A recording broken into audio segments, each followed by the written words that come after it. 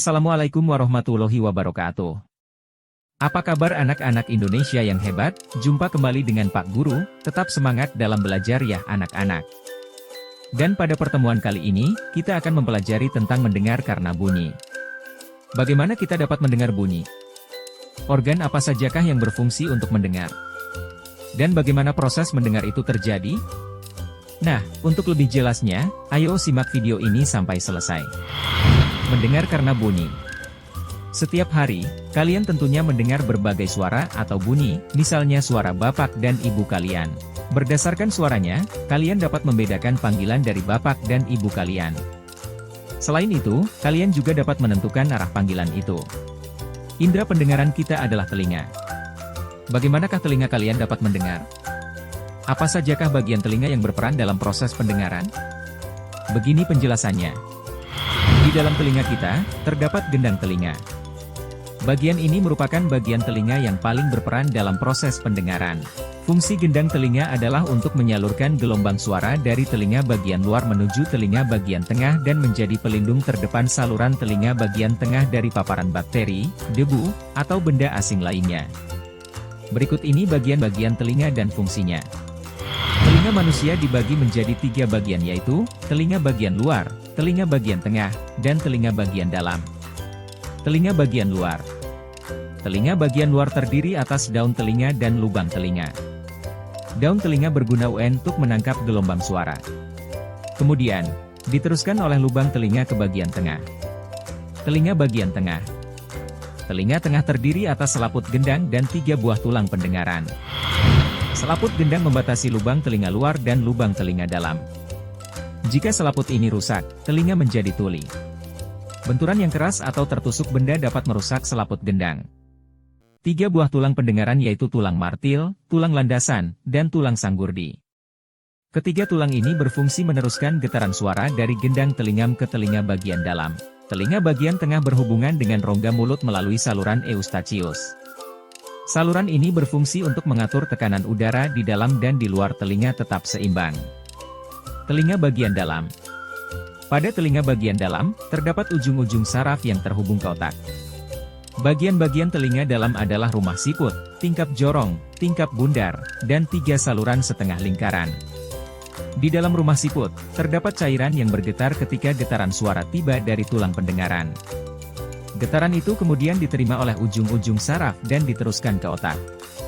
Kemudian, otak akan menerjemahkan getaran tersebut sebagai bunyi. 3 saluran setengah lingkaran berfungsi sebagai alat keseimbangan tubuh. Saluran ini berisi cairan.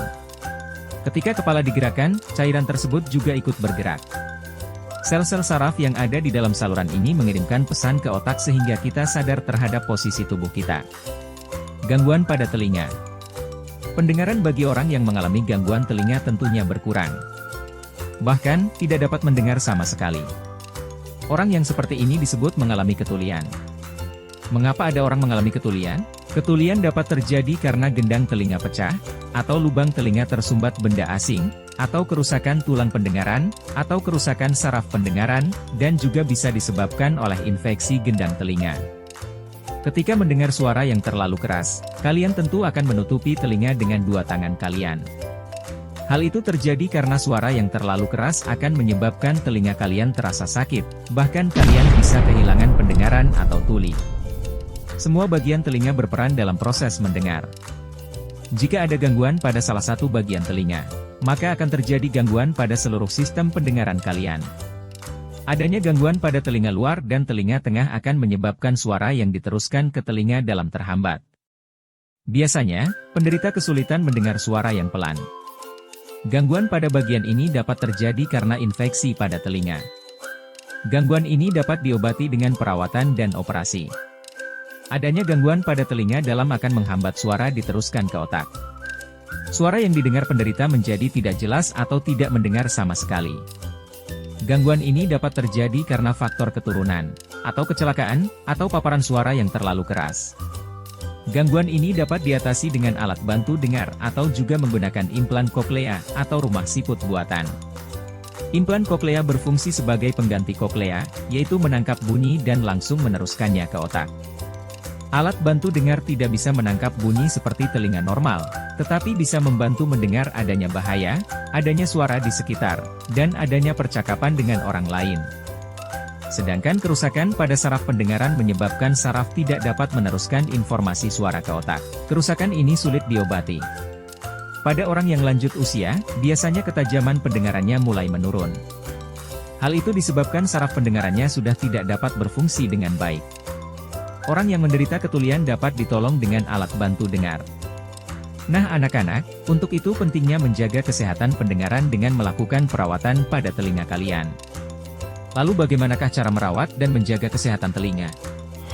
Begini penjelasannya.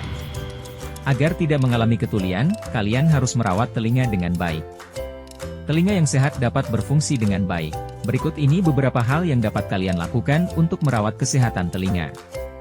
Yang pertama, bersihkan telinga bagian luar secara rutin. Gunakan obat tetes telinga atau baby oil untuk membersihkan telinga. Jangan menggunakan benda runcing untuk membersihkan telinga. Hal itu bertujuan agar tidak melukai bagian dalam telinga. Yang kedua adalah, hindari suara yang terlalu keras. Jika mendengar suara yang terlalu keras, tutupilah telinga kalian. Suara keras dapat memecahkan gendang telinga. Jika kemampuan mendengar kalian berkurang, pergilah ke dokter agar telinga kalian diperiksa. Demikianlah anak-anak penjelasan Pak Guru tentang mendengar karena bunyi dan cara menjaga kesehatan alat pendengaran.